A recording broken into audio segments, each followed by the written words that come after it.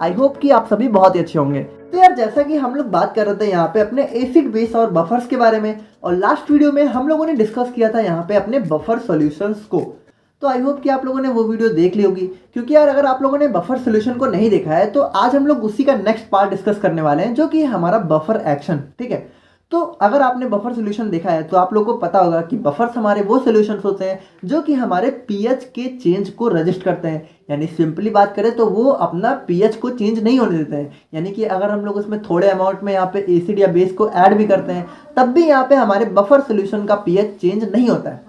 तो buffer action में हम लोग बेसिकली बात कर रहे होंगे कि जो हमारा बफर होता है वो किस तरीके से काम करता है कि उसका पीएच यहाँ पे चेंज नहीं होता है। क्योंकि यार अगर बात करें सिंपली हम लोग, ठीक है, किसी सॉल्यूशन में हम लोग यहाँ पे थोड़े अमाउंट में एसिड या बेस को ऐड करेंगे तो आप लोग जो है प्रैक्टिकली उसको चेक कर सकते हो कि उसका पीएच यहाँ पे तुरंत थोड़ा बहुत चेंज हो जाएगा। लेकिन वहीं पे अगर हमारा बफर सॉल्यूशन होगा तो उसका पीएच यहाँ पे चेंज नहीं होगा। तो उसी को आज हम लोग यहाँ पे अपने बफर एक्शन में बहुत ही अच्छे से देखेंगे कि यार उसकी क्या मैकेनिज्म होती है, यानी बफर हमारा कैसे काम करता है कि उसका पीएच यहाँ पे चेंज नहीं होता है। तो सबसे पहले हम लोग यहाँ पे बात करेंगे अपने mechanism of action of acidic buffers के बारे में। तो जैसा कि आप लोग को पता है कि बफर्स हमारे दो टाइप के होते हैं। पहला होता है हमारा एसिडिक बफर, दूसरा होता है हमारा बेसिक बफर। तो सबसे पहले हम लोग देखते हैं कि जो हमारा एसिडिक बफर होता है वो किस तरीके से काम करता है कि उसका पीएच यहाँ पे एसिड या फिर बेस को ऐड करने के बाद भी चेंज नहीं होता है। तो यार जैसा कि हमें पता है कि एसिडिक बफर हमारा एक वीक एसिड और उसके सॉल्ट के कॉम्बिनेशन से मिलकर बना होता है, जो कि स्ट्रॉन्ग बेस के साथ फॉर्म होता है। ठीक है, और यहाँ पे एग्जांपल्स में हमारा जो मोस्ट कॉमन एग्जांपल था वो आप लोग के सामने यहाँ पे लिखा हुआ है, जो कि है हमारा CH3COOH और CH3COONA, जिसमें हमारा CH3COOH एक बहुत ही वीक बेस होता है। ठीक है, और यहाँ पे उसी का सॉल्ट हमारा NaOH के साथ फॉर्म होता है, जो हमारा होता है CH3COONA, यानी कि सोडियम एसीटेट। तो यार देखो, सबसे पहले हम लोग क्या करते हैं कि जो हमारा ये एसिडिक बफर्स है, ठीक है, उसको हम लोग अपने सॉल्यूशन में ऐड कर देते हैं। ठीक है, तो इसको अगर हम लोग ऐड करेंगे तो ये हमारा हो गया CH3COOH, ठीक है, और यहाँ पे CH3COONA। ठीक है, क्योंकि इन्हीं दोनों के कॉम्बिनेशन से हमारा एसिडिक बफर बना होता है।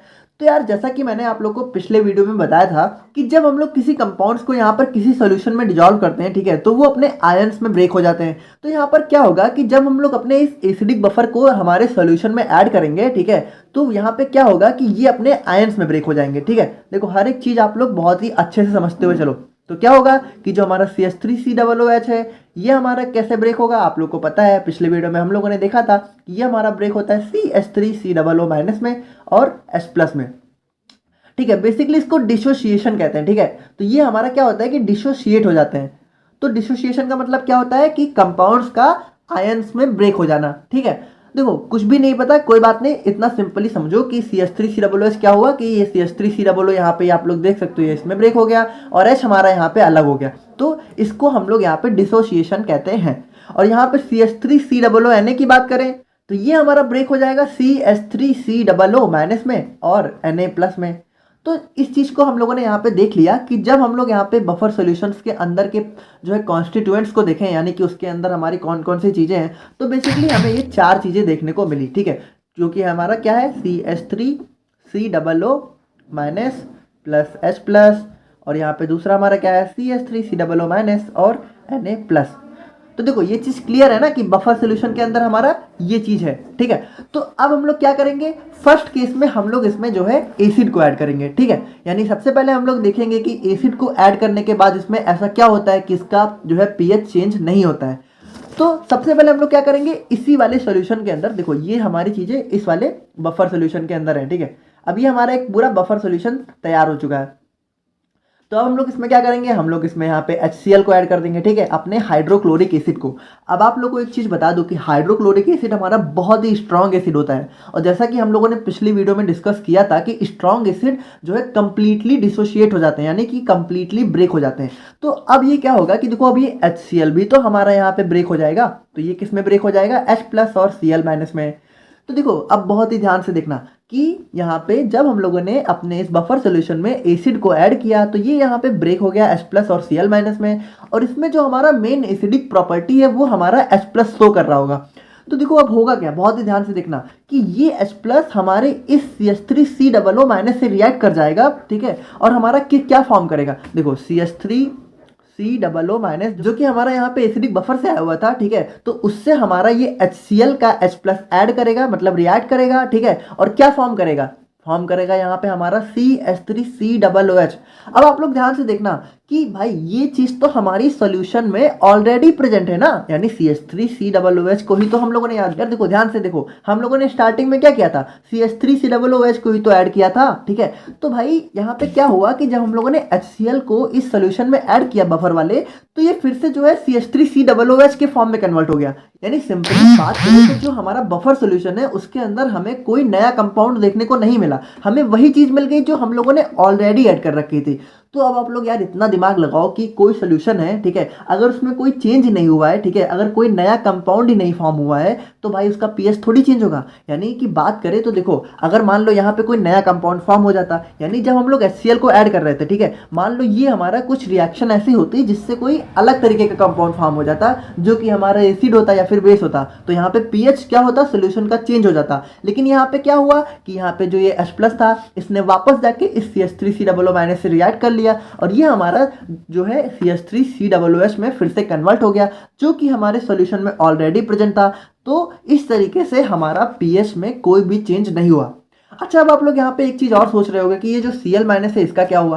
तो देखो बेसिकली बात करें तो जो हमारे Cl माइनस है ये हमारा मेन एसिडिक प्रॉपर्टी को गवर्न नहीं कर रहा है, यानी जो हमारे HCl में मेन एसिडिक प्रॉपर्टी है वो हमारा H प्लस, ठीक है, रोल प्ले कर रहा था। तो ये Cl माइनस का क्या होगा, देखो ये हमारा जो है, अब आप लोग एक चीज और ध्यान से देखो कि हमारा जो सोल्यूशन था बफर वाला, उसके अंदर हमारा क्या क्या प्रेजेंट था, उसके अंदर हमारा CH3COO माइनस था, H प्लस था और Na प्लस था, ठीक है। तो अब क्या होगा, ये Cl माइनस हमारा Na प्लस से रिएक्ट करेगा और क्या फॉर्म करेगा, NaCl। और NaCl आप लोगों को पता है क्या होता है, सॉल्ट होता है। तो सॉल्ट यहाँ पे जो है कोई बेसिक चेंज यहाँ पे नहीं डालेगा, ठीक है, सॉल्यूशन में। यानी कि सिंपली बात करें तो यहाँ पे पीएच जो है सॉल्यूशन का नहीं चेंज होने वाला, ठीक है। और ये चीज मैंने आप लोगों को बता दी। बाकी मेन तो हमारा ये वाली रिएक्शन है, ठीक है, कि जो हमारा H प्लस है, ठीक है, जो मेन एसिडिक प्रॉपर्टी HCl की, जो यार सिंपली समझो, मुझे पता है कि आप लोग थोड़ा कंफ्यूज हो रहे हैं, एकदम सिंपल।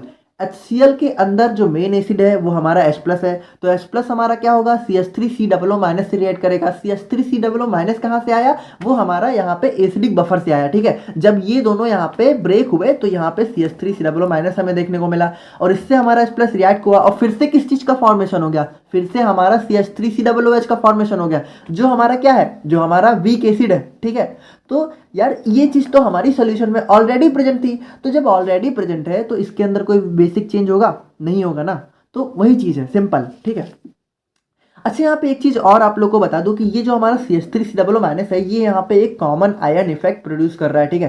तो यार देखो यहाँ पे इसका कोई बेसिक का जो है कोई बहुत ज़्यादा यूज नहीं है, तो इसलिए मैं आप लोग को इस चीज़ को बहुत ज़्यादा एक्सप्लेन नहीं कर रहा हूँ, क्योंकि मुझे पता है कि आप लोगों में से कई लोग कंफ्यूज ज़्यादा हो जाओगे। तो मतलब यहाँ पे कोई काम नहीं है, तो उसको हम लोग जो है साइड करते हैं, और सिंपल सी रिएक्शन थी तो आप लोग समझ गए होगे। और इसी चीज़ को मैंने यहाँ पे डेफिनेशन और लैंग्वेज में लिख दिया है कि देखो क्या है कि जब हम लोग यहाँ पे HCl को अपने अबव बफर सोल्यूशन में ऐड करेंगे तो सबसे पहले हमारा HCl जो है डिसोशिएट हो जाएगा H प्लस और Cl माइनस में, ठीक है। और उसके बाद क्या होगा, H प्लस आयन हमारे CH3COO माइनस से रिएक्ट कर जाएंगे, जो कि ऑलरेडी सोल्यूशन में प्रेजेंट था, ठीक है। No any other extra compound form, यानी कि कोई नया कंपाउंड नहीं फॉर्म हो रहा है, और इसकी वजह से हमारा जो बफर सोल्यूशन था उसका पीएच यहाँ पे नहीं चेंज होगा। और इसी को मैंने यहाँ पे रिएक्शन से दिखाया है। सबसे पहले देखो क्या हुआ है, HCl हमारा H प्लस और Cl माइनस में ब्रेक हो गया है, और उसके बाद ये H प्लस हमारा CH3COO माइनस जो कि हमारे बफर सोल्यूशन में ऑलरेडी प्रेजेंट था उससे रिएक्ट किया, और फिर से किसका फॉर्मेशन हो गया, CH3COOH। यानी कि ये भी आप लोग देख रहे हो कि यही तो हमारा ब्रेक हुआ था। तो यार आई होप कि आप लोग समझ गए होंगे कि ये काम कैसे कर रहा है। तो इसी को हम लोग यहाँ पे अब बेस में देख लेते हैं। यानी कि अगर मान लो यहाँ पे हम लोग जो है कोई बेस को यहाँ पे अपने बफर सॉल्यूशन में ऐड करते हैं एसिडिक वाले, ठीक है, तो क्या होता है, तो उसको भी हम लोग यहाँ पे बहुत ही सिंपली समझ लेते हैं। तो देखो क्या है कि हमारा जो सोल्यूशन था उसके अंदर हमारा क्या क्या था, CH3COO minus plus H plus, और दूसरा हमारा क्या था CH3COO minus plus Na plus. अब हम लोगों ने इसमें क्या किया, बेस को ऐड किया। NaOH क्या होता है, हमारा एक बहुत ही स्ट्रॉन्ग बेस होता है, तो हम लोगों ने इसमें क्या किया, NaOH। अब देखो थोड़ा फास्ट देखेंगे हम लोग। NaOH हमारा यहाँ पे क्या है, स्ट्रॉन्ग बेस है, तो ये हमारा क्या हो जाएगा, कंप्लीटली डिसोशिएट हो जाएगा किसमें, हमारा Na प्लस और OH माइनस में, ठीक है। तो अब देखो यहाँ पे क्या होगा कि जो हमारा OH माइनस था ये यहाँ पे बेस की मेन प्रॉपर्टी को गवर्न करेगा, ठीक है। क्योंकि आप लोग को पता है देखो कि OH माइनस हमारा क्या होता है, बेस जो है OH माइनस जो है लीव करता है और एसिड क्या करता है, H प्लस को रिलीज करता है अकॉर्डिंग टू आर्हेनियस थ्योरी। अगर आप लोगों ने हमारा एसिड बेस वाला लेक्चर देखा है तो सब कुछ समझ में आ रहा होगा। तो देखो OH माइनस क्या हुआ, यानी कि अब ये OH माइनस का क्या होगा, आप लोग ध्यान से देखना। अब ये OH माइनस हमारा इस H प्लस के साथ रिएक्ट करेगा। बात को समझो, क्या है कि देखो ये जो CH3COO माइनस और H प्लस में ब्रेक हुआ था, तो ये OH माइनस हमारा H प्लस के साथ रिएक्ट करेगा, यानी कि देखो ये हमारी OH माइनस और H प्लस की रिएक्शन होगी और क्या फॉर्म होगा, H और OH हमारे मिलके क्या बनाते हैं, वाटर। सिंपल यार। तो अब देखो अब क्या होगा कि जो वाटर है हमारा, ठीक है, आप लोग को पता है कि वाटर हमारा जो है न्यूट्रल पीएच होता है। तो यार ये हमारे जो सॉल्यूशन का पीएच है उसको बहुत ज़्यादा इफेक्ट नहीं करेगा, यानी कि बहुत ही नेग्लेजिबल सा इफेक्ट होगा। और इस तरीके से जो हमारे बफर सॉल्यूशन का पीएच है वो यहाँ पे उसमें कोई भी मेजर चेंज हमें देखने को नहीं मिलेगा। और उसी चीज़ को मैंने यहाँ पे भी जो है एक्सप्लेन किया हुआ है, तो आप लोग यहाँ पे देख लेना, ठीक है। और रिएक्शन की बात करें तो आप लोग देख सकते हो कि NaOH हमारा किस में ब्रेक हुआ, Na प्लस और OH माइनस में, और OH माइनस यहाँ पे हमारे H प्लस से रिएक्ट किया जो कि हमारे सॉल्यूशन में ऑलरेडी प्रेजेंट था, और क्या फॉर्म किया, H2O जो कि हमारा वाटर है।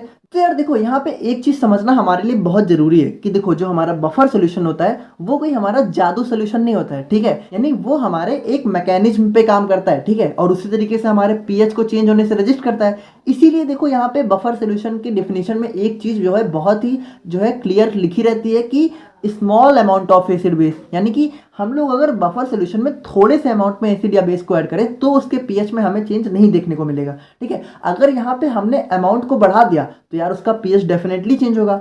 और यहाँ पे एक चीज जो बफर सॉल्यूशन में नहीं लिखी रहती है या फिर कहीं कहीं आपको देखने को मिलेगी, कहीं कहीं लिखा रहता है कि बिल्कुल चेंज नहीं करता है, और यहाँ पे एक चीज कहीं कहीं और मेंशन रहती है कि हल्का बहुत चेंज हो सकता है, यानी कि एसिड बेस को ऐड करने पे बहुत ही माइनर सा इंपैक्ट देखने को मिल सकता है, बट वो हमारा नेग्लेजिबल है। बात को समझो, जैसे बात करें मान लो किसी बफर सॉल्यूशन का पीएच 5 है और हम लोगों ने उसमें जो है 0.5 ml एसिड ऐड कर दिया, ठीक है, मान लो हमारा 5 ml सॉल्यूशन है, तो क्या है कि उसका जो सॉल्यूशन है, ठीक है, उसके पीएच में हमारा थोड़ा सा चेंज देखने को मिलेगा। बात को समझो अच्छे से, 5.01 5.02। अब आप एक बात बताओ, 0.01 0.02 ये हमारा कितना है, बहुत कम है, तो इसको हम लोग नेग्लेक्ट कर सकते हैं। तो वही हमारा होता है बफर सॉल्यूशन का काम, ठीक है, थोड़ा बहुत चेंज हो जाता है बट वो हमारा नेग्लेजिबल है और बफर सॉल्यूशन अपने पीएच को मेंटेन रखता है एक जो है कांस्टेंट पॉइंट को, ठीक है। तो यार देखो बिल्कुल कंफ्यूज मत होना, बहुत ही सिंपल बता रहा हूँ कि जो हमारा बफर सॉल्यूशन होता है वो हमारे पीएच के चेंज को रजिस्ट करता है जब हम लोग उसमें थोड़े अमाउंट में एसिड बेस को ऐड करें। अगर ज़्यादा करेंगे तो पीएच चेंज होगा, ठीक है, और थोड़े अमाउंट में करने पर भी थोड़ा सा चेंज हो जाता है, लेकिन वो हमारा नेग्लेजिबल होता है, यानी उसको हम लोग अनदेखा कर सकते हैं, ठीक है।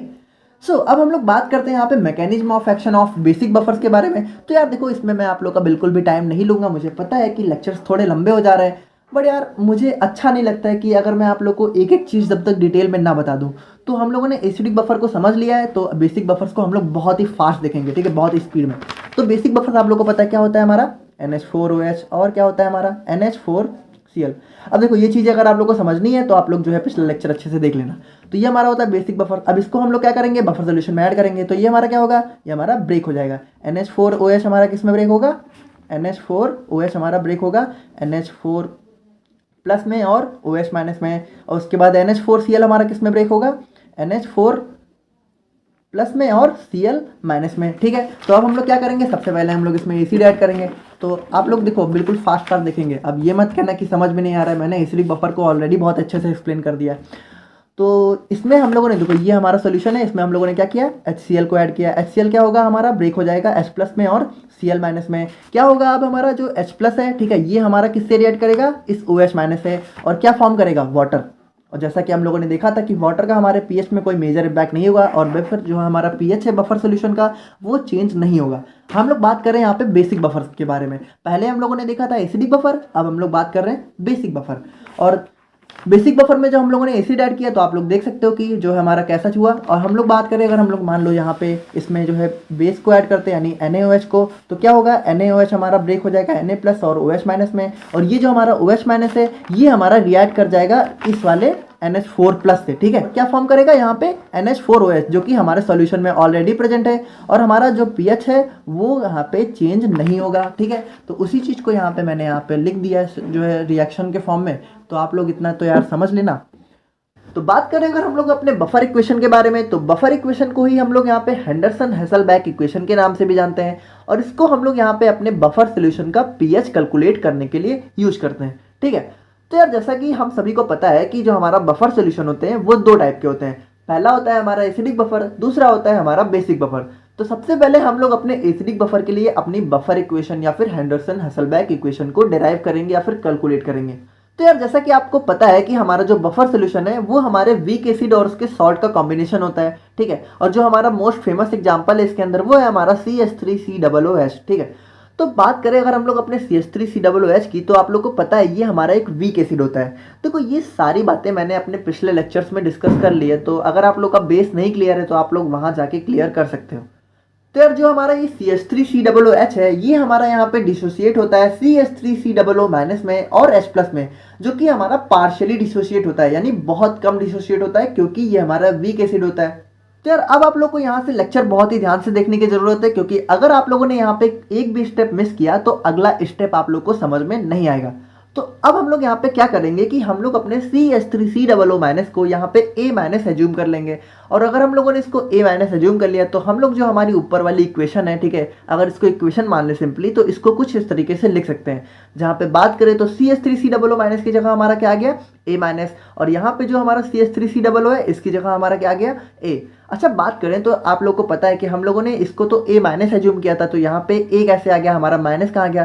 तो आप लोग को पता है इधर हमारा ये आयंस के फॉर्म में है, इधर हमारा ये कंपाउंड के फॉर्म में है, और जो कंपाउंड होता है वहाँ पे कोई प्लस माइनस चार्ज नहीं होता है, इसीलिए हमारा यहाँ पे जो A माइनस है वहाँ से माइनस चार्ज हट गया। तो यार अब आप लोग को पता है कि हमारा जो CH3COOH है वो हमारा एक एसिड है। ठीक है, तो यहाँ पे जो HA है वो हमारा यही तो है, तो इसको हम लोग यहाँ पे क्या करेंगे, HA हमारा क्या हो गया, एसिड हो गया, और A माइनस हमारा यहाँ पे सॉल्ट हो गया। तो यार बात करें यहाँ पे कि HA हमारा एसिड हो गया, ये तो चलो हमें समझ में आ रहा है, बट यहाँ पे A माइनस हमारा सॉल्ट कैसे हो गया। तो यार देखो अब आप लोग को बहुत ही ध्यान से देखने की जरूरत है, क्योंकि यहाँ पे हमारे केमिस्ट्री के कुछ बेसिक कंसेप्ट लगने वाले हैं। तो अगर आप लोग का बेस नहीं क्लियर है तो थोड़ा थोड़ा आप लोग को समझने में प्रॉब्लम हो सकती है, बट अगर कोशिश करोगे तो समझ में आ जाएगा। तो जैसा कि हम लोग को पता है कि CH3COOH हमारा क्या होता है, वीक एसिड, और हम लोगों ने बात की थी कि जो हमारा वीक एसिड होता है वो बहुत कम डिसोसिएट होता है। ठीक है, यानी बात करें अगर हम लोगों ने मान लो यहाँ पे 10 मोल CH3COOH को डिजोल्व किया तो सिर्फ हमारा यहाँ पे 3 या 4 मोल डिसोसिएट होगा, 6 या 7 मोल हमारा यहाँ का बचा रह जाएगा। ठीक है, तो यार देखो अब हमें पता है कि जो हमारा एसिडिक बफर होता है उसके अंदर हमारा वीक एसिड तो होता ही है, साथ में उसका सॉल्ट भी होता है। तो अब यहाँ पे होगा क्या कि जो इसका सॉल्ट है, ठीक है, वो यहाँ पे जब हम लोग ऐड करेंगे तो वो फर्दर इसका डिसोसिएशन और कम कर देगा। यानी सिंपली बात करें तो अगर अभी तक मान लो 10 में से 3-4 मोल डिसोसिएट हो रहे थे, तो अब सिर्फ 1 या 2 मोल होंगे, और ये रिएक्शन हमारी जो है पीछे की तरफ भागने लगेगी। यानी कि सिंपली बात करें तो जो हमारा रिएक्शन है, ठीक है, जैसे कि हम लोग अगर मान लो सॉल्यूशन लिए एसिडिक बफर का, तो उसमें जो हमारा CH3COO माइनस है वो पूरा का पूरा यहाँ से आ रहा होगा, यहाँ से हमारा बहुत कम, यानी कि आप लोग कह सकते हो कि नेग्लेजिबल अमाउंट में आ रहा होगा। यानी जो हमारा पूरा का पूरा CH3COO माइनस है हमारे सॉल्यूशन में, वो हमें यहाँ पे CH3COO से देखने को मिलेगा, और CH3COO क्या है, बेस है। यानी कि जो हमारा CH3COO माइनस है जो हमारे यहाँ से मिल रहा है, क्योंकि देखो मिल तो ये यहाँ से भी रहा है, यहाँ से भी रहा है, लेकिन जो हमारा इधर वाला है ये बहुत कम है। ठीक है, यानी कि बात करें तो ये हमारा बहुत कम अमाउंट में है, और ये तो हमारा पूरा का पूरा डिसोसिएट हो रहा है, तो ये हमें यहाँ से बहुत ज़्यादा मिलेगा। तो यार जब ये हमारा पूरा का पूरा सॉल्ट से आ रहा है तो यहाँ पे होगा क्या कि इस CH3COO माइनस को हम लोग यहाँ पे कंसेंट्रेशन ऑफ सॉल्ट के टर्म में एज्यूम कर लेंगे, और इसी को हम लोगों ने यहाँ पे लैंग्वेज के फॉर्म में भी लिख दिया है, तो आप लोग यहाँ पे पढ़ के समझ सकते हो। अच्छा देखो अभी जो मैंने बताया अगर वो आप लोग को बिल्कुल समझ में नहीं आया तो बिल्कुल टेंशन लेने वाली बात नहीं है। ठीक है, ये मैंने आप लोग को सिर्फ एक्सप्लेन करने के लिए बताया था, आप लोग को लिख के सिर्फ यहाँ पे इतना आना है। ठीक है, तो अगर आप लोग को नहीं समझ में आया तो आप सिंपली लिख देना कि A माइनस को हम लोग यहाँ पे सॉल्ट मान लेते हैं। ठीक है, मान नहीं लेते हैं, यहाँ पे हमारा A माइनस सॉल्ट होता ही है।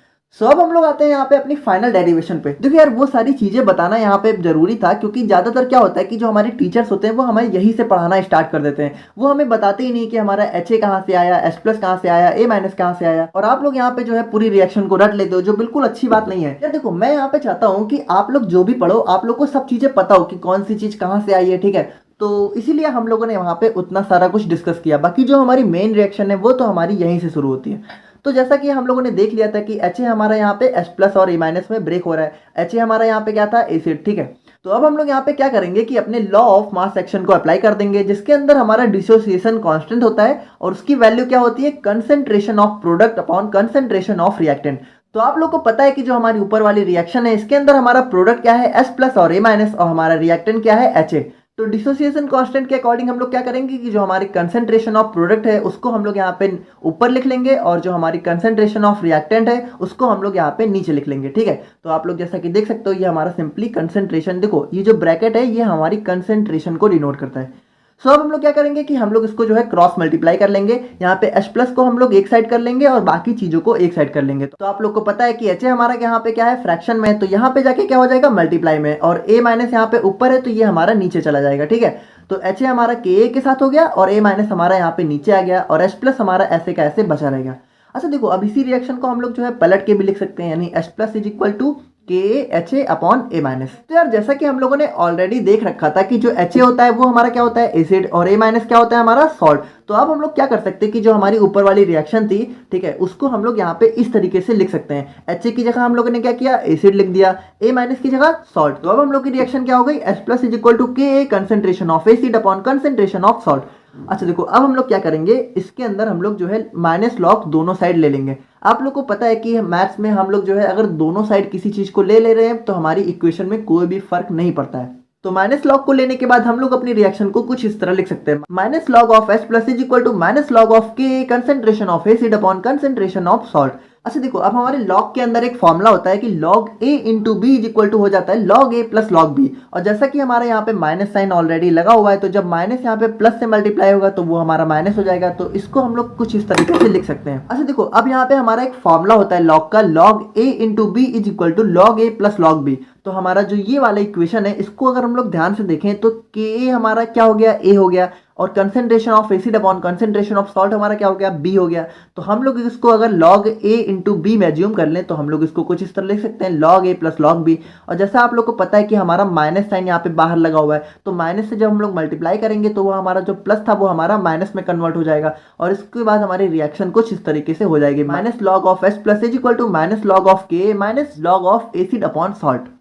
देखो ये चीज अगर आप लोग को समझ में नहीं आई तो इसको हम लोग थोड़ा सिंपली देख लेते हैं। ठीक है, यहाँ पे देखो, यहाँ पे क्या हुआ कि माइनस लॉग, ठीक है, और यहाँ पे ब्रैकेट में क्या लिखा था, Ka concentration of acid upon concentration of salt. ठीक है, तो यहाँ पे देखो एक फॉर्मूला होता है हमारा log A into B is equal to log A plus log B। तो यहाँ पे अगर हम लोग A को Ka मान लें और B को हम लोग जो है एसिड अपॉन सॉल्ट मान लें तो हम लोग जो है अपनी अबो रिएक्शन को इस तरह लिख सकते हैं। तो देखो माइनस को क्या करते हैं, माइनस को हम लोग बाहर रहने देते हैं और ये हमारा क्या हो जाएगा, log Ka plus log acid upon salt. ठीक है, तो देखो क्या होता है कि माइनस, आप लोग को पता है कि माइनस जब हम लोग मल्टीप्लाई करेंगे तो यहाँ पे प्लस से माइनस हो जाएगा। ठीक है, तो यहाँ पे क्या हो जाएगा, log Ka minus log acid upon salt. ठीक है, तो सिंपली हमारा यही चीज यहाँ पे लिखा हुआ है। ठीक है, तो आई होप कि आप लोग को यार थोड़ा समझ में आ रहा होगा। तो यार देखो, यहाँ पे मैं इतना डीपली इसलिए बता रहा हूँ क्योंकि मुझे पता है कि आप लोग बायो के स्टूडेंट हो और यहाँ पे हमारी कुछ बेसिक मैथ्स लग रही है जिसमें कुछ लोग को प्रॉब्लम हो सकती है।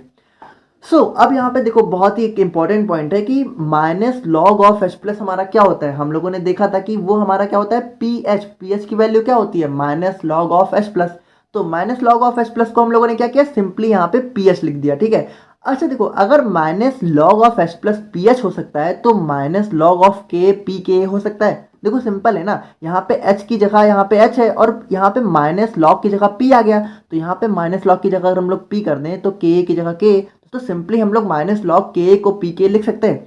तो अब उसके बाद हमारी रिएक्शन है वो कुछ इस तरह हो जाएगी, pH is equal to p K minus log of concentration of acid upon concentration of salt. और इसी रिएक्शन को हम लोग चाहें तो इस तरीके से भी लिख सकते हैं। ठीक है, यानी pH is equal to p K plus log concentration of salt upon concentration of acid. तो अब आप लोग सोच रहे होंगे कि ये माइनस हमारा प्लस में कैसे कन्वर्ट हो गया, तो ये हमारी लॉग की प्रॉपर्टी होती है कि अगर हम लोग a अपॉन बी को b अपॉन a कर दें तो हमारा माइनस प्लस में कन्वर्ट हो जाएगा। तो जैसा आप लोग देख रहे हो कि सॉल्ट हमारा क्या हुआ, ऊपर चला गया, एसिड हमारा नीचे आ गया, इसीलिए हमारा जो माइनस है वो हमारा प्लस में कन्वर्ट हो गया। तो यार यहाँ पे इस वाली रिएक्शन को यूज करके आप लोग यहाँ पे किसी भी सोल्यूशन के पीएच को कैलकुलेट कर सकते हो, और ये हमारी एक बहुत ही इंपॉर्टेंट रिएक्शन थी। ठीक है, और एग्जाम में लगभग बहुत बार पूछी जाती है। तो अगर आप लोग को समझ में नहीं आया तो आप लोग एक बार फिर से रिवाइंड करके देखना। मैंने पूरी कोशिश की है कि आप लोग को एक एक चीज़ बहुत ही बेसिक से डिटेल में बता सकूं। तो यार बफर आइसोटोनिक सोल्यूशन को समझने से पहले हम लोग यहाँ पे एक वर्ड समझ लेते हैं जो कि है हमारा टॉनिसिटी, क्योंकि जो हमारा बफर आइसोटोनिक सोल्यूशन है वो हमारा बेसिकली टॉनिसिटी के अंडर में ही आता है। तो यार यहाँ पे अगर हम लोग टॉनिसिटी को सिंपली डिफाइन करें तो जब हम लोग यहाँ पे किसी एक सोल्यूशन की कंसेंट्रेशन को किसी दूसरे सोल्यूशन की कंसेंट्रेशन से कंपेयर करते हैं और ये बताते हैं कि यहाँ पे जो है इसकी कंसेंट्रेशन कम है या फिर इसकी ज़्यादा है, तो उसी को हम लोग यहाँ पे टॉनिसिटी से डिफाइन करते हैं। देखो जो हमारा टॉनिसिटी के अंदर जो हमारा टोन वर्ड है ना, ये हमारा बेसिकली कंसेंट्रेशन से ही लिया गया है, ठीक है, या फिर आप कह सकते हो कि टोन को ही हम लोग यहाँ पे कंसेंट्रेशन से डिफाइन करते हैं। अब देखो कंसेंट्रेशन के बारे में अगर आप लोग को नहीं पता है तो आप लोग हमारा फार्मास्यूटिकल एनालिसिस वाला वीडियो देख सकते हो, जिसमें हम लोगों ने इसको काफ़ी डिटेल में डिस्कस किया है, ठीक है। आप लोग कंसेंट्रेशन इम्परफेक्ट फार्मेसी लिख के सर्च करोगे तो आ जाएगा वो वीडियो, आप लोग देख सकते हो। और अगर शॉर्ट में हम लोग समझना चाहें तो जो हमारा सॉल्वेंट होता है उसमें हमारा सोल्यूट कितने अमाउंट में प्रेजेंट है उसी को हम लोग यहाँ पे कंसेंट्रेशन से डिफाइन करते हैं। यानी हिंदी में अगर बात करें तो जो हमारा विलायक होता है उसमें हमारा विलेय कितने अमाउंट में प्रेजेंट है उसी को हम लोग यहाँ पे कंसेंट्रेशन या फिर सांद्रता के नाम से जानते हैं। तो यार अब हम लोग बात करते हैं यहाँ पे कि जो हमारी टॉनिसिटी है, ठीक है, या फिर जो हमारे बफर आइसोटोनिक सॉल्यूशंस हैं, इनको हम लोग यहाँ पे फार्मेसी के अंदर क्यों स्टडी कर रहे हैं, ठीक है, इनका हमारी फार्मेसी में क्या रोल है। तो यार जैसा कि मैंने आप लोग को अपने डोजेज फॉर्म वाले लेक्चर में थोड़ा सा आइडिया देके समझाया था कि हमारी जो भी दवाएं होती हैं, ठीक है, अगर हम लोग कोई भी दवा खा रहे हैं, मान लो कोई दवा है, मान लो अब जो कि हम लोग यहाँ पे सॉल्यूशंस के बारे में बात करें, मान लो हमारा कोई सिरप है, ठीक है, तो अगर सिरप को हम लोग यहाँ पे जो है पीते हैं, ठीक है, तो वो फाइनली कहाँ पे पहुँचता है। यानी बात करें तो अगर मान लो सिरप हम लोग जो है किसी अपनी बीमारी के लिए पी रहे हैं, ठीक है, बीमारी को ठीक करने के लिए, तो वो बीमारी को ठीक कैसे करता है, बीमारी को ठीक करता है जब वो हमारा ब्लड में रीच करता है। यानी सिंपली बात करें तो जितनी भी हमारी दवाएं हैं, ठीक है, वो हमें असर कब दिखाती हैं, जब हमारी ब्लड में पहुंचती हैं। इस चीज़ को अगर आप सिंपली समझो तो जो हमारी टैबलेट होती है, आप लोगों ने देखा होगा कि आप लोग अगर टैबलेट खा रहे हो, ठीक है, या फिर कैप्सूल खा रहे हो, तो उसको खाने के कम से कम 2-3 घंटे बाद आप लोग को जाके रिलीफ मिलता है। लेकिन वहीं अगर बात करें तो आप लोग को पता है कि अगर आप लोग इंजेक्शन यहाँ पे लगवा लेते हो तो आप लोग को तुरंत आराम देखने को मिल जाता है। क्या कभी आप लोगों ने सोचा है कि ऐसा कैसे होता है। ऐसा इसलिए होता है क्योंकि जो इंजेक्शन होता है वो हमारा डायरेक्टली ब्लड में ही डाला जाता है। यानी बात करें तो जो आपको पता है कि इंजेक्शन हमारे क्या होते हैं, हमारी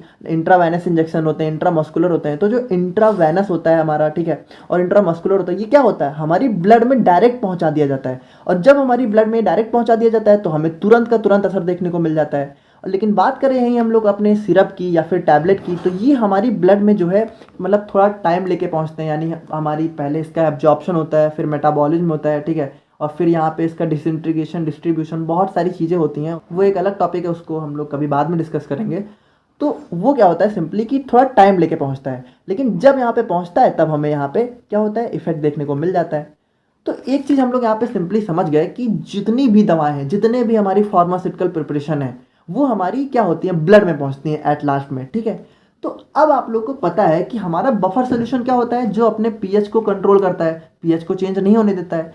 तो अब यार जहाँ पे बफर सोल्यूशन को फार्मेसी में अगर हम लोग स्टडी कर रहे हैं तो क्या कर रहे होंगे कि बफर सोल्यूशन से हम लोग अपनी फार्मास्यूटिकल प्रिपरेशन ही तो बना रहे होंगे। यानी मान लीजिए हम लोग जो है अपनी सिरप बना रहे हैं तो उसमें हम लोग बफर सोल्यूशन को क्यों ऐड करते हैं, ताकि वो हमारे सिरप के पीएच को चेंज ना होने दे, ठीक है, और अपने सिरप को जो है सिक्योर रखे, सेफ रखे। लेकिन अब यहाँ पे एक चीज़ और ध्यान देने की ज़रूरत है कि जो हमारा बफर सोल्यूशन है, ठीक है, यानी कि जो भी हमारा फार्मास्यूटिकल बफर सोल्यूशन है, तो उसकी जो कंसेंट्रेशन है, देखो अब यहाँ पे आप लोग थोड़ा ध्यान से समझना, ठीक है, बातों को, क्योंकि ये चीज़ अगर आप लोग को समझ में आ गई तो आगे का पूरा लेक्चर आप लोग को बहुत ही ईजी लगेगा, हलवा लगेगा, ठीक है। तो देखो अब क्या है कि मान लो हम लोग कोई दवा बना रहे हैं और उसको अगर ब्लड में पहुँचना है तो उसका जो कंसेंट्रेशन है वो हमारा ब्लड के बराबर होना चाहिए ना। अगर उसकी कंसेंट्रेशन हमारी यहाँ पे ब्लड से ज़्यादा है या फिर कम है तो वो हमारी दवा जो है ब्लड में पहुँचने के बाद बहुत हार्मफुल इफेक्ट शो कर सकती है। यानी इसको अगर हम लोग सिंपली समझें तो आप लोग को पता है कि सेम नेचर वाले ही आपस में इंटरेक्ट करते हैं, ठीक है। अगर इसको हम लोग अगर बहुत और सिंपली समझना चाहें तो आप लोग को पता है कि अगर हम लोग यहाँ पे पानी में तेल को मिलाएं, ठीक है, अगर वाटर में हम लोग ऑयल को मिक्स करें तो आप लोगों ने देखा होगा कि कभी भी वाटर और ऑयल एक दूसरे में मिक्स नहीं होते हैं। क्यों? क्योंकि उनका नेचर यहाँ पे डिफरेंट होता है, सेम नहीं होता है। तो उसी तरीके से क्या होता है कि अगर हमारी दवाओं का नेचर हमारे ब्लड के जैसा नहीं होगा तो वो हमारी ब्लड में पहुँचने के बाद अपना बहुत ही हार्मफुल इफेक्ट शो कर सकती हैं। क्योंकि यार आप लोग को पता है हमारी पूरी बॉडी में ब्लड ही तो दौड़ रहा है, यानी हर जगह हमारे ब्लड रीच कर रहा है, ठीक है। तो अगर ब्लड में कोई प्रॉब्लम हुई तो आप लोग समझ रहे हो कि सीवियर केस में पेशेंट की मौत तक हो सकती है, ठीक है। तो इस चीज़ का ध्यान रखना बहुत ज़रूरी है कि हमारी जो भी दवाएं बनाई जा रही हैं, ठीक है, उनकी जो कंसंट्रेशन है वो हमारे ब्लड से मैच हो। देखो इसको यार और सिंपली समझो तो आप लोग को पता है कि यार अगर मान लो हम ही लोग की बात करें तो आप लोग को पता है कि आपका जो बेस्ट फ्रेंड होगा, ठीक है, आपका जो सबसे करीबी दोस्त होगा, तो अगर वो आपका बेस्ट फ्रेंड है तो कुछ ना कुछ आप लोग का नेचर जरूर मैच कर रहा होगा, तभी वो आपका दोस्त है, ठीक है। आप लोग को पता है कि यार देखो सेम नेचर वालों की ही पड़ती है। देखो यार ऐसा नहीं हो सकता ना कि आपका दोस्त जो है एकदम आपसे अलग हो। देखो कुछ कुछ मामलों में इंसान है अलग हो सकता है, लेकिन कहीं ना कहीं कुछ चीजें आप लोग की बहुत ज्यादा मैच हो रही होंगी, ठीक है, तभी आप लोग जो है बहुत अच्छे दोस्त हो। तो उसी तरीके से क्या होता है कि जब हम लोग अपनी दवाओं को बना रहे हैं तो फाइनली उसको ब्लड ही में तो पहुंचना है। तो अगर उसकी कंसेंट्रेशन यहाँ पे ब्लड से डिफरेंट हुई तो यार यहाँ पे बहुत ज़्यादा प्रॉब्लम हो सकती है। तो यहाँ पर हम लोग क्या करते हैं कि हमारी जो भी फार्मास्यूटिकल प्रिपरेशन होती है उसकी कंसेंट्रेशन को हम लोग ब्लड की कंसेंट्रेशन के इक्वल रखते हैं। तो चूंकि हम लोग यहाँ पे बात कर रहे हैं अपने बफर सोल्यूशन के बारे में, तो जो भी हमारे फार्मास्यूटिकल बफर सोल्यूशंस होते हैं, ठीक है, उनकी यहाँ पे कंसेंट्रेशन जो है हमारी ब्लड के बराबर होनी चाहिए। तो अब देखो चलो ये तो पता चल गया कि हाँ चलो ठीक है, बहुत अच्छी बात है कि ब्लड की कंसेंट्रेशन के बराबर हमारा होना चाहिए, लेकिन हमें ये भी तो पता होना चाहिए कि ब्लड की कंसेंट्रेशन होती कितनी है। तो बात करें हम लोग यहाँ पे टॉनिसिटी या फिर कंसेंट्रेशन ऑफ ब्लड के बारे में, तो ये हमारी किसके बराबर होती है? 0.9% weight by volume of NaCl। यानी सिंपली बात करें तो अगर हम लोग जो है अपने 0.9 ग्राम, ठीक है, NaCl को अगर हम लोग यहाँ पे 100 ml वाटर में मिक्स करें, ठीक है, तो यहाँ पे जो जितनी कंसेंट्रेशन होगी यहाँ पे इस वाले सॉल्यूशन की, ठीक है, वही हमारे यहाँ पे ब्लड की कंसेंट्रेशन होती है। यानी हमारी ब्लड की कंसेंट्रेशन यहाँ पे इस वाले सॉल्यूशन के इक्वल होता है।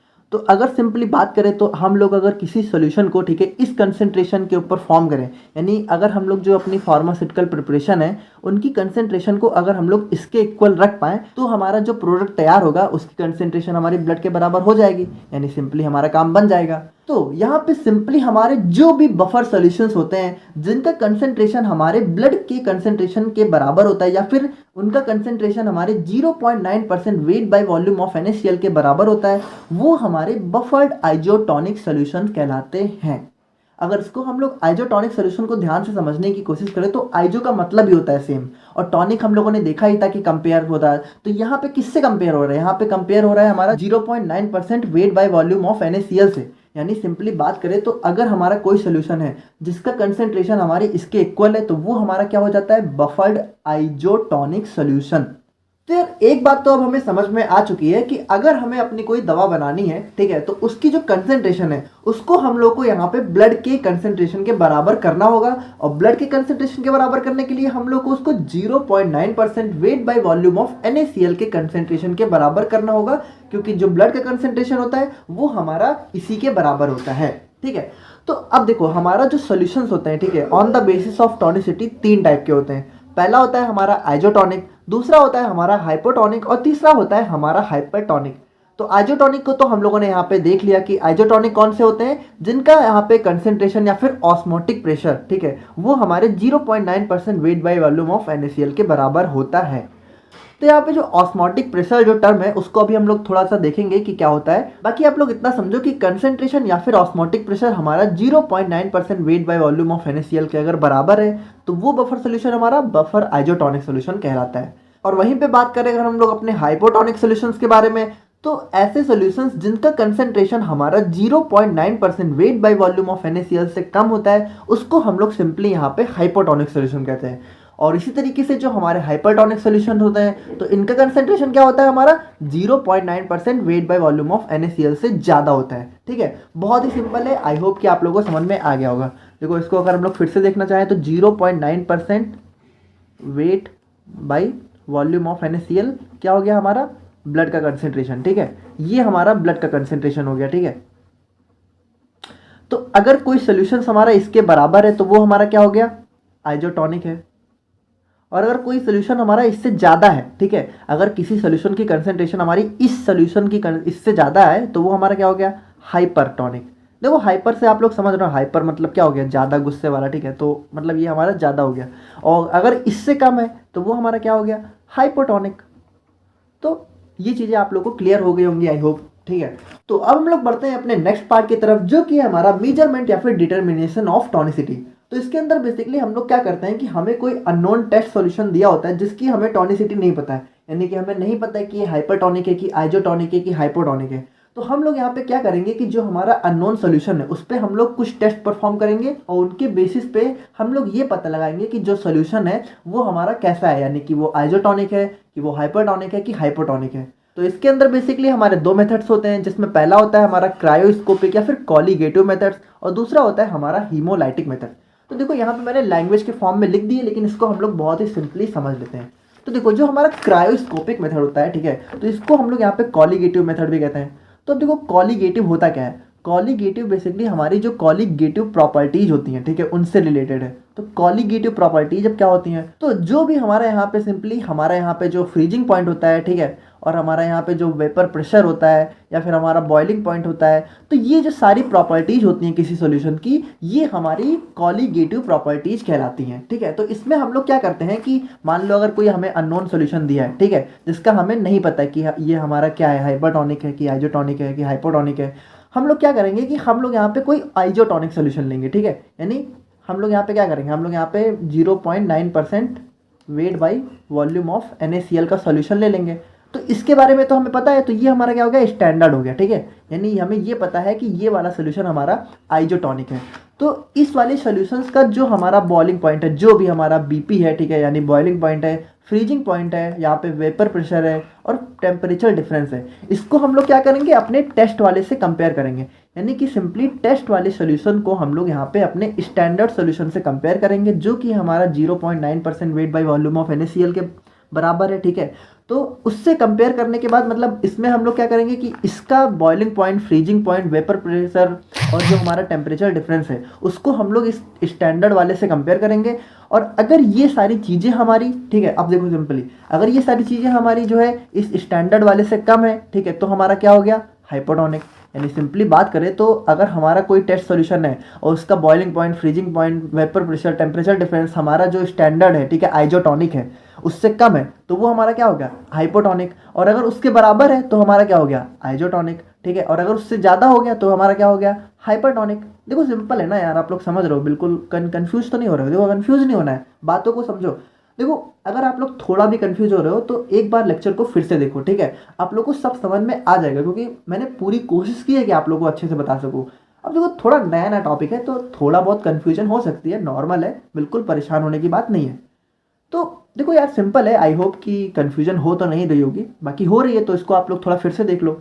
सिंपल देखो क्या बताया कि यहाँ पे कॉलीगेटिव के अंदर हम लोग क्या करते हैं, boiling point, freezing point, vapour pressure, temperature difference और भी जो कॉलीगेटिव प्रॉपर्टीज होती हैं उसको हम लोग यहाँ पे कंपेयर करते हैं, किसका, टेस्ट का स्टैंडर्ड के साथ। अगर स्टैंडर्ड के बराबर है तो स्टैंडर्ड हमारा क्या है, स्टैंडर्ड हमारा आइजोटॉनिक है। अगर आइजोटॉनिक के बराबर है तो क्या हो गया, आइजोटॉनिक। अगर आइजोटॉनिक से कम है तो हाइपोटॉनिक, और अगर आइजोटॉनिक से ज़्यादा है तो हाइपरटॉनिक। सिंपल, क्लियर है। तो यार इसी को हम लोगों ने यहाँ पे लैंग्वेज के फॉर्म में लिखा हुआ है, तो इसको आप लोग यहाँ पे पढ़ के समझ सकते हो। बहुत ही इजी लैंग्वेज में, मेरी खुद की लैंग्वेज है, तो बिल्कुल भी आप लोग को समझने में कोई प्रॉब्लम नहीं आएगी, ठीक है, बहुत ही सिंपल है। और यहाँ पर आप लोग देख लेना इसको। और अब हम लोग बढ़ते हैं अपने नेक्स्ट मेथड की तरफ, जो कि है हमारा हीमोलाइटिक मेथड। अब देखो यार यहाँ पे आप लोग थोड़ा ध्यान से समझने की कोशिश करना, ठीक है। यहाँ पे हम लोग क्या करते हैं कि जैसे आप लोग को पता है कि हमारा यहाँ पे मान लो ये अननोन सॉल्यूशन है, ठीक है, और इसकी कंसेंट्रेशन हमें नहीं पता, यानी हमें नहीं पता कि ये हमारा हाइपरटॉनिक है कि आइजोटॉनिक है कि हाइपोटॉनिक है, और हमें पता करना है। तो इस वाले मेथड में हम लोग करते क्या है कि जो हमारी रेड ब्लड सेल होती है एक, ठीक है, उसको हम लोग इसके अंदर डिजॉल्व कर देते हैं, ठीक है। ये हमारा अननोन सॉल्यूशन है, ठीक है, जिसका हमें कुछ भी नहीं पता, और इसके अंदर हम लोग क्या करते हैं, अपनी ब्लड सेल को डिजॉल्व कर देते हैं। अब आप लोग को पता है कि जो हमारा आइजोटॉनिक सॉल्यूशन होता है, ठीक है, उसकी कंसेंट्रेशन हमारी क्या होती है, ब्लड सेल के ही तो बराबर होती है, यानी ब्लड के ही तो बराबर होती है, ठीक है। और ब्लड की किसके बराबर होती है, 0.9% weight by volume of NaCl के। तो अब देखो यहाँ पे होगा क्या कि सबसे पहले तो आप लोग ये समझो कि यहाँ पे ऑस्मोसिस का एक रूल होता है, वो यहाँ पे लगेगा। ऑस्मोसिस का रूल क्या कहता है कि जो हमारा सॉल्वेंट होता है, ठीक है, वो हमारा लो कंसेंट्रेशन से हाई कंसेंट्रेशन की तरफ मूव करता है, ठीक है। यानी कि अगर हम लोगों ने कोई सोल्यूशन लिया तो उसके अंदर जो हमारा सॉल्वेंट है उसकी मूवमेंट हमारी लो कंसेंट्रेशन से हाई कंसेंट्रेशन की तरफ होती है, ठीक है, ये हमारा ऑस्मोसिस कहता है। और डिफ्यूजन हमारा इसका जस्ट अपोजिट होता है, लेकिन यहाँ पे जो है हमारा ऑस्मोसिस का रूल लगता है, ठीक है। तो इस चीज़ को आप लोग यहाँ पे बेसिकली समझो, ठीक है, बहुत ही सिंपल है, कुछ नहीं, लो कंसेंट्रेशन से हाई कंसेंट्रेशन। क्योंकि इसी से हम लोग यहाँ पे अभी समझेंगे कि इसमें होगा क्या, ठीक है। तो अब देखो होगा क्या कि जब हम लोग यहाँ पे अपनी ब्लड सेल को, ठीक है, इस सॉल्यूशन के अंदर डिजॉल्व कर देंगे तो यहाँ पे हमें 3 केस देखने को मिलेंगे। यानी कि अगर हम लोगों ने किसी अननोन सॉल्यूशन के अंदर अपनी ब्लड सेल को डिजॉल्व किया तो 3 कंडीशन हो सकती हैं। देखो यहाँ पे फर्स्ट कंडीशन में क्या हो सकता है कि जो हमारा सॉल्यूशन था, ठीक है, अगर फर्स्ट कंडीशन की बात करें तो मान लो ये हमारा सॉल्यूशन था और इसमें हम लोगों ने जो हमारी सेल डाली थी वो हमारी क्या हो जाए कि वो हमारे यहाँ पे श्रिंक हो जाए। श्रिंक मतलब आप लोग यहाँ पे समझ सकते हो कि उसका साइज हमारा यहाँ पे बहुत ही छोटा हो जाए, या फिर आप लोग इस चीज़ को ऐसे समझ सकते हो कि जैसे हमारा गुब्बारा होता है, ठीक है, उसमें से जब हवा निकल जाती है तो गुब्बारा हमारा किस तरीके का हो जाता है। तो यहाँ पे अगर मान लो हमारी सेल के साथ कुछ इस तरीके की चीज़ें हुई, ठीक है, तो यहाँ पर जो हमारा सोल्यूशन है वो हमारा क्या होगा, हाइपरटोनिक। अब देखो ये कैसे होगा, इसको हम लोग यहाँ पे सिंपली समझ लेते हैं। तो जैसा कि मैंने आप लोग को बताया था कि ऑस्मोसिस के अंदर हमारा क्या होता है, मूवमेंट लो कंसंट्रेशन से हाई कंसंट्रेशन की तरफ। तो यहाँ पर क्या होगा कि अगर हमारा जो सॉल्यूशन है उसकी कंसंट्रेशन हमारे यहाँ पे ब्लड सेल से ज़्यादा है, यानी ब्लड सेल की कंसंट्रेशन लो है और सॉल्यूशन की कंसंट्रेशन ज़्यादा है, तो जैसा मैंने आप लोग को बताया था कि मूवमेंट हमारा कैसा होगा, लो से हाई, यानी ब्लड की लो है और कंसंट्रेशन हमारी सॉल्यूशन की हाई है। तो यहाँ पे क्या होगा कि ब्लड से हमारा जो है सॉल्यूशन की तरफ मूवमेंट होगा और इससे क्या होगा कि हमारी जो ब्लड सेल है, ठीक है, वो यहाँ पे साइज में छोटी हो जाएगी, या फिर आप लोग कह सकते हो कि श्रिंक हो जाएगी। इसका मतलब यहाँ पे क्या हुआ कि सॉल्यूशन की कंसंट्रेशन ज़्यादा है, और जैसा मैंने आप लोग को बताया था कि अगर हमारी सॉल्यूशन की कंसंट्रेशन यहाँ पे ब्लड की कंसंट्रेशन से ज़्यादा हुआ तो हमारा कैसा होगा, हाइपरटोनिक। तो इन्हीं सारी चीज़ों को मैंने यहाँ पे लैंग्वेज के फॉर्म में लिख दिया है। अगेन यार नोट्स बहुत ही सिंपल है, आप लोग को समझने में यहाँ पे कोई भी प्रॉब्लम नहीं होगी, ये मेरी गारंटी है, ठीक है। तो आप लोग यहाँ पे इसको पढ़ के देख लेना। देखो अगर थोड़ा सा यहाँ पे लैंग्वेज में हम लोग समझें तो जैसा मैंने आप लोग को बताया कि इसमें हम लोग क्या करते हैं कि टॉनिसिटी ऑफ सॉल्यूशन को हम लोग appearance of red blood cell के बेसिस पे डिफाइन करते हैं। यानी इसमें हम लोग क्या करते हैं, इसके अंदर बेसिकली हमारा ऑस्मोसिस का रूल लगता है, जिसके अकॉर्डिंग हमारा जो मूवमेंट है वो हमारा लो से हाई कंसंट्रेशन की तरफ होता है। तो इसके अंदर हम लोग क्या करते हैं कि अपनी ब्लड सेल को उसके अंदर डिजॉल्व कर देते हैं। तो इसके बाद हमारी 3 कंडीशन देखने को मिलती है। जैसा मैंने आप लोग को बताया, पहली कंडीशन हमारी सेल श्रिंकेज, यानी सेल का साइज छोटा हो जाना। तो सेल का साइज अगर छोटा हो जा रहा है तो हमारा सोल्यूशन क्या है, हाइपरटोनिक, क्योंकि मूवमेंट हमारा लो से हाई, यानी सेल का जब यहाँ पे कम होगा और यहाँ पे सोल्यूशन का जब ज़्यादा होगा तो लो टू हाई, तो सेल से हमारा समझ लो कि हवा निकल गई। आप लोग ऐसा समझ सकते हो गुब्बारा वाला, जैसे मैंने आप लोग को बताया था। और उसी तरीके से हम लोगों ने सेकंड केस क्या देखा था, नो चेंज, यानी सेल का साइज एकदम सेम है, तो वो हमारा क्या हो गया, आइजोटोनिक। और लास्ट वाला हमारा क्या था कि सेल का साइज हमारा यहाँ पे बड़ा हो गया, यानी सेल स्वेलिंग के नाम से इसको हम लोग जानते हैं। इसमें क्या हुआ था, हम लोगों ने देखा था कि हमारा जो सेल था, ठीक है, तो जब उसका यहाँ पे कंसंट्रेशन ज़्यादा होगा और सोल्यूशन का लो होगा तभी हमारा जो है सोल्यूशन से सेल की तरफ मूवमेंट होगा, और ये हमारा क्या हो जाएगा, हाइपोटोनिक, यानी कि सोल्यूशन का कंसंट्रेशन कम है, सेल का ज़्यादा है। तो जैसा हम लोगों ने देखा था कि अगर सेल का कम है, अगर हमारा सोल्यूशन का जो कंसंट्रेशन है वो हमारी ब्लड से कम है तो वो हमारा हाइपोटोनिक। तो यार देखो, आई होप कि आप लोग को यहाँ पे थोड़ा समझ में आ रहा होगा। नया टॉपिक है, मुझे पता है कि थोड़ा कई लोगों को कन्फ्यूजन हो सकती है, बट मुझे लग रहा है कि आप लोगों को समझ में आ रहा होगा। तो यार फाइनली हम लोग अपने आज के टॉपिक का लास्ट पार्ट भी यहाँ पे डिस्कस कर लेते हैं, जो कि अगेन बहुत ही सिंपल है। सो लास्ट पार्ट है हमारा यहाँ पे मेथड्स ऑफ एडजस्टिंग टॉनिसिटी। तो यार हम लोगों ने यहाँ पे ये तो देख लिया कि हमारे जो सोल्यूशन होते हैं वो हमें 3 टाइप के देखने को मिल सकते हैं। पहला हमारा आइजोटोनिक, दूसरा हमारा हाइपरटोनिक, तीसरा हमारा हाइपोटोनिक। तो यार देखो, जो हमारे हाइपरटोनिक और हाइपोटोनिक सोल्यूशन थे, ठीक है, उनको हम लोग यहाँ पे आइजोटोनिक में किस तरह कन्वर्ट करें, उसी को हम लोग यहाँ पे मेथड्स ऑफ एडजस्टिंग टॉनिसिटी में देखने वाले हैं। देखो इसको हम लोग सिंपली समझे तो एडजस्टिंग टॉनिसिटी, यानी टॉनिसिटी को हम लोग किस तरीके से एडजस्ट करें ताकि जो हमारा सोल्यूशन है वो हमारा आइजोटोनिक हो जाए।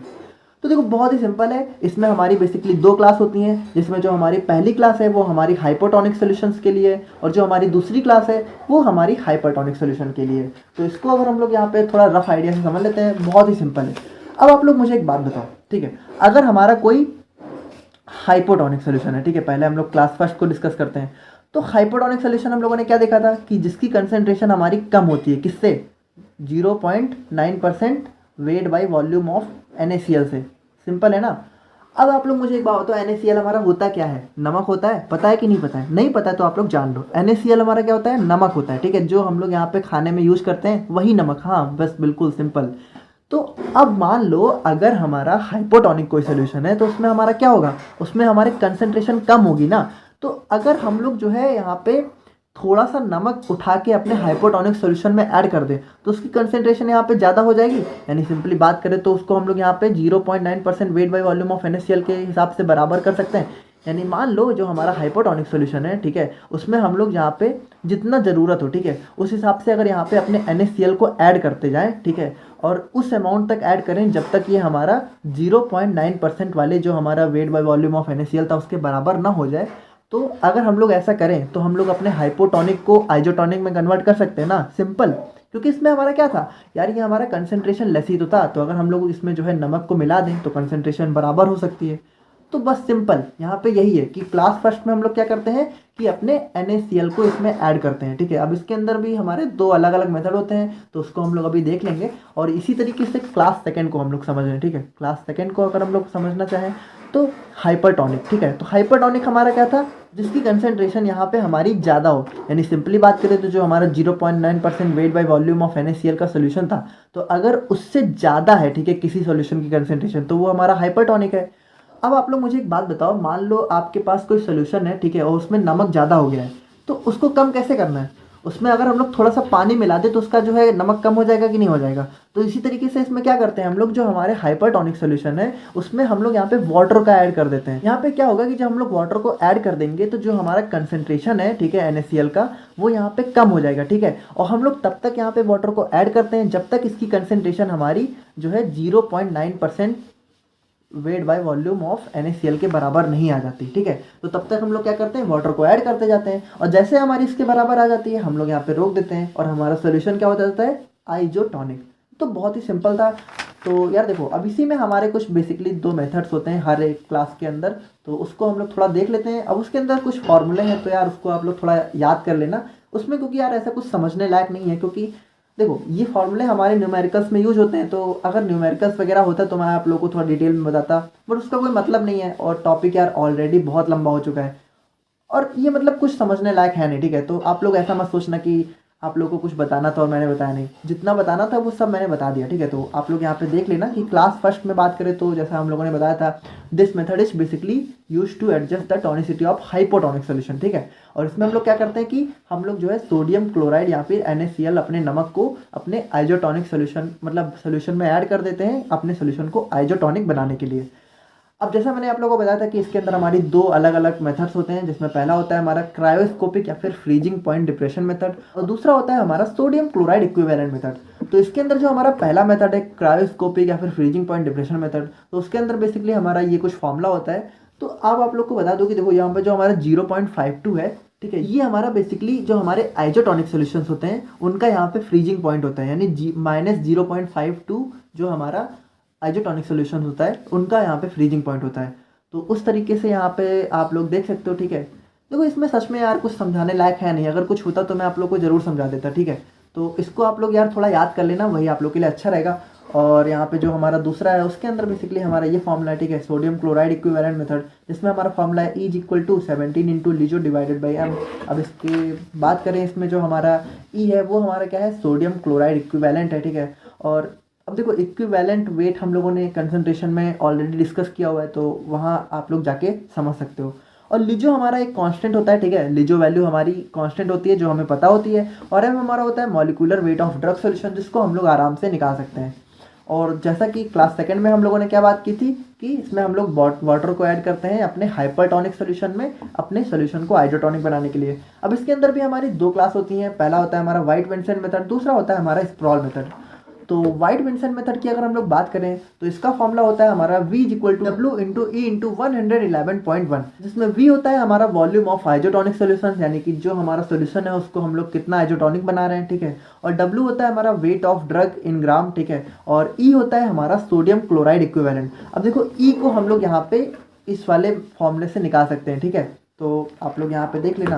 और स्प्रॉल मेथड की बात करें तो देखो, ये हमारा सिंपली इसी मेथड का जो है सिंप्लीफिकेशन फॉर्म है। यानी बात करें तो देखो, हमारा ये वाला मेथड का फॉर्मूला क्या था, V = W × E × 111.1। और इसमें हमारा क्या है कि हम लोग यहाँ पे क्या करते हैं कि जो हमारा W है उसको हम लोग यहाँ पे कांस्टेंट वैल्यू मान लेते हैं, यानी जो हमारा वेट ऑफ ड्रग था उसको हम लोग यहाँ पे 0.3 ग्राम मान लेते हैं। तो अब अगर हम लोग यहाँ पे इस वाले फॉर्मूले में W की जगह 0.3 पुट कर दें तो हमारा फॉर्मूला क्या बन जाता है, 0.3 इंटू ई इंटू 111.1। या फिर अगर इसी को हम लोग और सॉल्व कर लें, यानी 0.3 को इससे मल्टीप्लाई कर दें, तो हमारा फॉर्मूला निकल के आ जाएगा V इज इक्वल टू 33.33 ई। ठीक है, जिसमें ई हमारा क्या है, इक्विवेलेंट वेट ऑफ NaCl। तो यार आई होप कि आप लोग को आज का लेक्चर समझ में आ गया होगा। मुझे पता है थोड़ा सा बोरिंग भी था, बट थोड़ा सा इंटरेस्टिंग भी था। तो आपको कैसा लगा यार, आप लोग कमेंट करके बताना। और अगर कोई भी डाउट हो, ठीक है, तो प्लीज़ यार आप लोग बताना ज़रूर, और हम लोग उसको ज़रूर से ज़रूर सॉल्व करने की पूरी कोशिश करेंगे। और मिलते हैं नेक्स्ट वीडियो में। Thank you so much.